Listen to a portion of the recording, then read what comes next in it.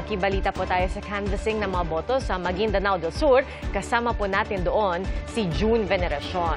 June, good morning! Good morning, Pia. Kung seguridad at seguridad lang din naman ang pag-uusapan, ito na siguro ang masasabi nating pinakaligtas na canvassing area sa buong Pilipinas. Paano ba naman kasi?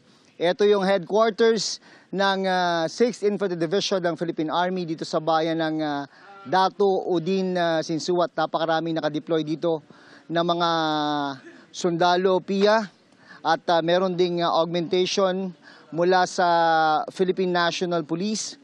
Sa loob ng kampo, ginagawa ang provincial canvassing ng mga boto mula Maguindanao del Sur at Maguindanao del Norte. Limitado lang ang pwedeng makapasok sa loob ng kampo para saksihan ang canvassing. Ito yung nakikita natin. Ito yung mga sundalo at pulis na matapat na nagsilbi sa araw ng eleksyon para pangalagaan yung katahimikan at kaayusan.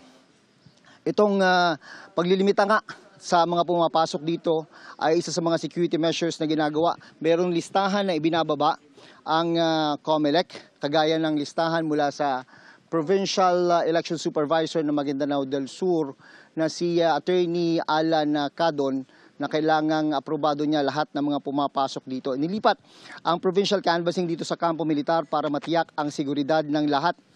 Alas 8 ng umaga yung resumption ng canvassing. Base naman sa partial and unofficial results ng eleksyon 2025 ng GMA Integrated News as of 5 a.m. Nasa 3,000 lang ang lamang ni incumbent Maguindanao del Sur Governor Bay Maria Mangudadato laban kay Ali Mintimbang. Sa Maguindanao del Norte naman ay malaki ang lamang ni Dato Tukaw Mastura laban kay Teng Mangudadato para sa pagkagobernador. Pia, ito yung unang pagkakataon na magkakaroon ng elected governor ang probinsya ng Maguindanao del Norte matapos hatiin yung Old Maguindanao.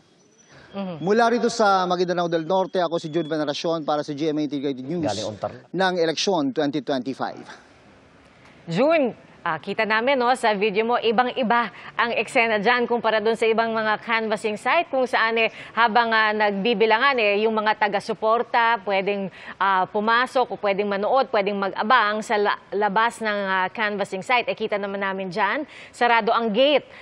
So talagang walang basta-basta makakapasok. Pati ba sa paligid, bawal magtipon-tipon ang mga taga-suporta ng kung sino mang kandidato?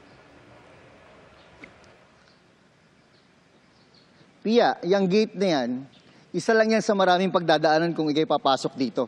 So kung may balak pumunta dito sa canvassing area, meron pang isang gate doon na hinaharang din yung mga gustong pumasok dito. So imagine mo yung mga security measures in place para matiyak na hindi talaga makakapunta yung mga supporter man o kung sino mang may balak manggulo. Kaya yung pakiramdam rin ng mga tao rito, yung mga taga-COMELEC at iba pang nakikibahagi sa canvassing, talagang ligtas na ligtas sila. Yun naman talaga ang main reason na PA.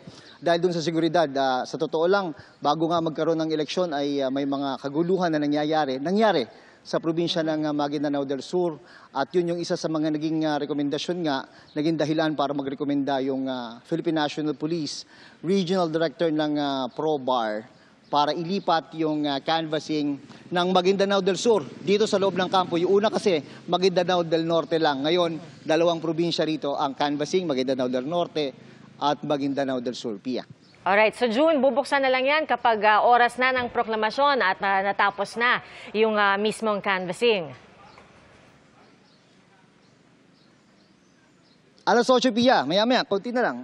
Mga less than 30 minutes, magsisimula na uli yung canvassing. Kahapon kasi nagsimula sila. Pero sabi nitong si Attorney Alan Cadon, ang election supervisor ng Maguindanao del Sur, ay kailangan silang mag-adjourn para makapagpahinga naman yung mga tao. Dahil yung Maguindanao del Sur, Pia, nabigla din sila actually, last minute yung directive on the eve of the election ay nagkaroon ng utos ang COMELEC and Bank na ilipat yung canvassing. Dapat sana sa provincial capital ng Buluan, pero last minute nga ay inilipat at ginawa dito sa loob ng kampo. Kaya yung mga logistical challenges ay nandun na kinaharap ng COMELEC Provincial Office at naitawid naman nila at maintindihan natin yung matinding pagod ng mga ito kaya kailangan nila mag-adjourn kagabi.